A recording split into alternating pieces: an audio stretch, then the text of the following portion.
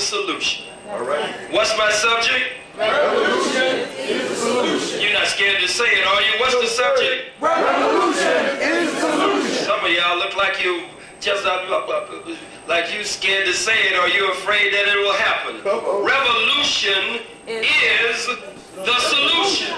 Well, if revolution is the solution, then what is revolution? All right. Most Honorable Elijah Muhammad says that revolution is complete constructive change. What is it? Complete constructive change. Revolution is complete constructive change. Whether it be political revolution, complete constructive change in the politics. If it is an economic revolution, complete constructive change. If it's a spiritual revolution, if it's an emotional revolution, if it's an educational revolution, if it's a personal revolution, revolution is complete constructive change. The Bible reads in this manner: as it was in the beginning, so shall it be in the end.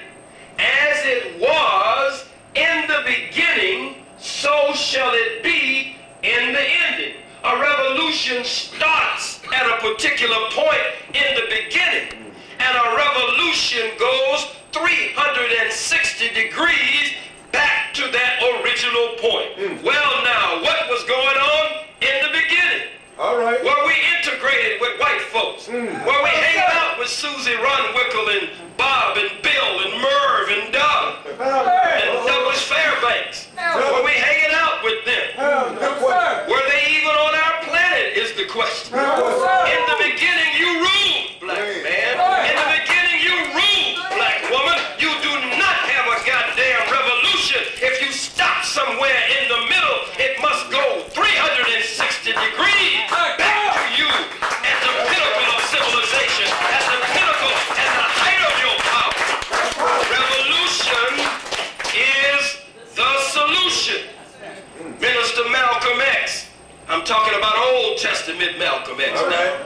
We got Old Testament Malcolm and we got New Testament Malcolm. I can't get with New Testament Malcolm, but I love Old Testament. Yes, sir. Old Testament Malcolm X said a revolution is bloody. He said a revolution knows no compromise. He said a revolution uproots and overturns everything that gets in its path. He said, why, if you knew what a revolution was, why, you'd get back in the alley. If you knew what a revolution was, Malcolm said, why, you wouldn't even use, some of you wouldn't even use that word in your vocabulary. A revolution is bloody. A revolution uproots and overturns everything that gets in its path.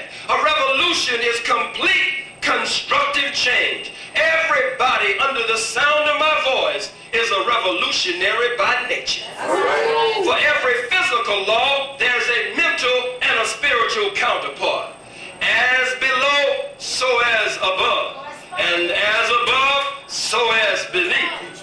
There's the exoteric, which is the surface meaning, and then there's the esoteric, which is the hidden spiritual meaning. What do we mean that everyone under the sound of my voice is a revolutionary by nature? Revolution is not something that you need to be afraid of. Right. The last poet said, niggas are scared of revolution.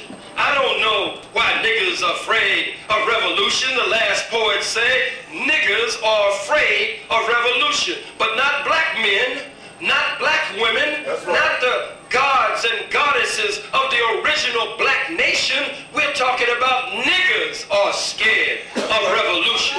We must make a distinction between the nigger, the Negro, the colored, the African American, and all of these other half-baked, half-fried, punkified, sistified, pasteurized, homogenized labels that the white man has put on us.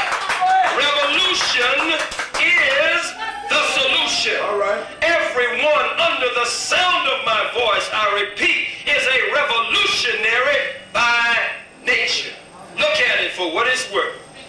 We were in our mother's womb, most of us, for approximately 9 long months. It was long for mother for sure. for 9 months. And while we were in the womb of mother, there was no chance of us except under special circumstances and C-section and other natural forms of birth had been thwarted in some way. But under normal circumstances, we are there for approximately what? 9 months. But before we can come to birth, a revolution must take place. Our head is at the top, our feet are at the bottom, but before we can come to birth, the water must burst. There must be blood somewhere in that process, and the baby must take a turn and make a revolution inside of mother. And after the revolution, then the baby's head comes to the mouth of the womb, it crowns, and then after the revolution inside of mother, the baby comes to birth. It makes no difference how big mother is and how small the baby is. It makes no difference how seemingly significant mother's presence is and how to the unwise and the fool seemingly insignificant that which we cannot see the life of the baby is. It makes no difference that mother is independent and the baby is connected to mother, dependent on the system and the life force of mother.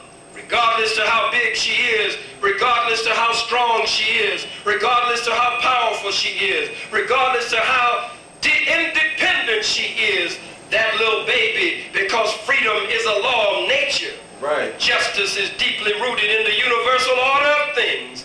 When 9 months roll around, no matter how big, how strong, how independent mother is, nature and the God of nature forces mother to lie down and give that baby up. It makes no difference how big America is, whether it is ruled by Bush, whether it is ruled by a whore named Gore, whether it is ruled by Clinton. It makes no difference how powerful America is, how big, how mighty, how strong, how wrong. That's right. Because freedom is a law of nature.